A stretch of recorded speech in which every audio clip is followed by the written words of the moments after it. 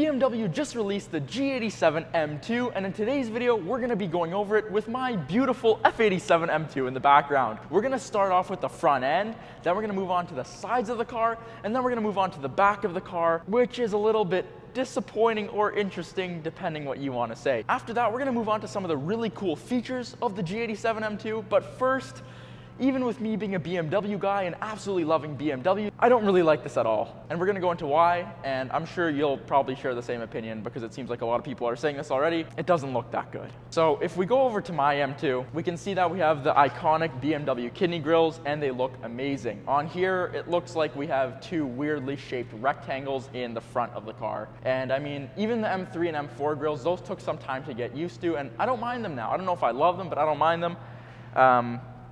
These are just weird. These are much better. And another thing that you can notice almost right away is that if you look over here at the F87, it's got the dual angel eyes, and on the G87, it's the single. I know BMW used to have single halos, but for me, I don't particularly like them. I think they're definitely not the worst part of the car. They're somewhere neutral. I'd probably give them a 5 out of 10. They're not too bad, but they're not my favorite. Moving on to the rest of the grill, we have the parking sensor in the middle. I mean, it's expected. Every car is getting that now, but to me, it doesn't really look the best. And then we also have the fangs, which have been removed. That was kind of one of the iconic BMW M2 things. Now it's just rectangles, which is kind of a theme with this car. There are a lot of rectangles, especially in the back. Anyways, one thing that I do really like about this though is that the M2 finally gets a power bulge kind of. It's very rectangular and oversized. It's not like the M3 and M4, but as you can see on the photo right there, there is sort of a power bulge. Another thing that I like is that the mirrors come from factory with the M mirrors rather than the non-M mirrors. And there's more stuff that comes standard M, which I really like, which we'll talk about later on in the video. Before we finish off with the front end, there is one thing that I want to talk about. If you zoom in at the top, you can see that there is what looks to be a carbon fiber roof, and I'm going to tell you why I think that this is real. If you look over at one of the official BMW photos of the new G87 M2 and you zoom in on the roof, you can see that there are the exact same contours that the regular M3 and M4 carbon fiber roofs have. So I think we're actually getting a carbon fiber roof on the standard M2, which is amazing. Talking about this being a real photo, I think that the renders that got leaked were real as well. Just in case you're thinking, maybe that's not real, hopefully it's not real. I think they are real, unfortunately, because if you look at this render of the G87 and you zoom in right there, you can see that there's no badge like there is on the M2 right here. And in the renders, there's no badge either. And I know on the forums and other YouTube videos, people were talking about how there's no badge, so it might not be final production. But I mean, the BMW actual videos and then also these new leaks that just came out about 6 hours ago are showing the exact same thing. So I do think these are the real leaks. Anyways, with that out of the way, since I showed you the side, let's start talking about the side. It's better. It's better than the front, that's for sure. And also, if we look at these wheels, it's the same as the M3 and M4 wheels, which I absolutely love. They kind of look like the 763Ms, except they're not, and honestly I think they're maybe even a little bit more aggressive.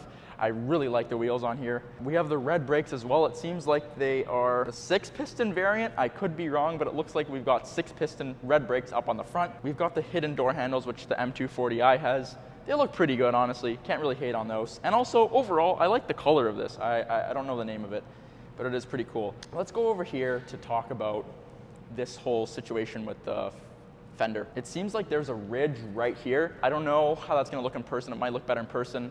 These photos just might not be doing it justice. I think it looks a little weird, but we'll give that the benefit of the doubt for now. One thing that I do wanna talk about is that the side view doesn't look bad.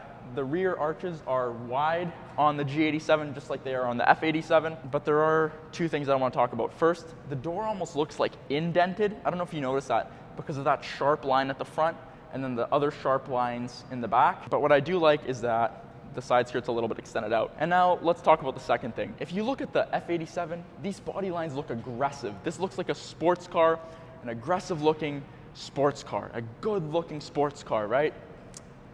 Looks bold, it looks sharp. And then we go over here and this looks like melted ice cream. There's no other way to put it. And honestly, I love BMW and I don't really want to make this a hate video. I never want to post a hate video on my channel, but I'm just saying it as it is. I mean, this looks like melted ice cream, but there are some saving graces. Like I said, the rear fenders are very wide and they look good. The overall shape looks good. The body lines are very toned down and very soft, and there's the weird arches, but besides that, the sides actually look quite good. You're not gonna hear me say quite good anymore in this video because we're going on to the back of it now. There you go. Looks like BMW designed this in Minecraft.